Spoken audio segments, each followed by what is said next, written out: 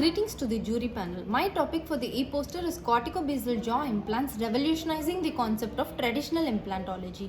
Before moving on into this topic, let's see the basics. The conventional implants are placed in the spongy bone. They require a minimum length of 13 to 15 mm and a width of 5 to 7 mm. So what do we do in cases where bone augmentation has failed and in smokers and periodontally involved cases? Here comes the solution. The corticobasal jaw implants make use of the basal cortical bone for the retention of the implants. This bone is more dense, more corticated, less prone to resorption and capable of high load bearing. The contraindications include the patients on bisphosphonate therapy, the oral cancer patients, osteoporosis, osteomyelitis, compartment syndromes, aneurysms, etc. The advantage is that the load gets safely transmitted to the cortical bone, the treatment time is reduced and hence the patient compliance gets increased. The primary stability is increased because it's anchored in the cortical bone. The disadvantage is that sometimes you end short of the cortical. Skill with sound anatomic knowledge will be required. Overload osteolysis can occur. In patients with anterior and unilateral chewing habits, these habits are corrected prior to the implant placement.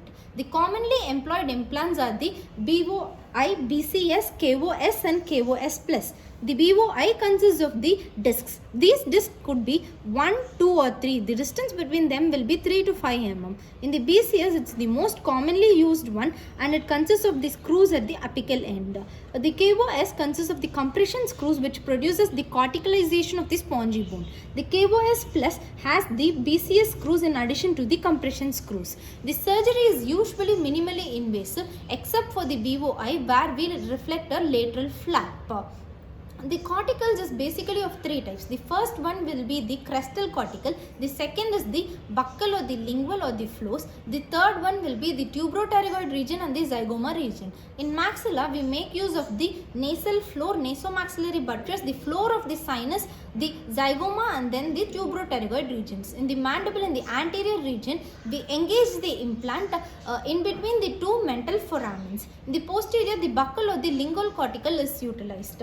Here's a full mouth rehabilitation done with the help of basal implants. 11 implants have been placed in the maxilla and 8 implants have been placed in the mandible. In severely atrophic cases, the inferior alveolar nerve comes close to the crest of the ridge. Hence, we utilize the basal implants and restore these cases. This is called infraneural implantation technique. Sinus section techniques, ZPG screws and the TPG screws have been utilized in the maxilla.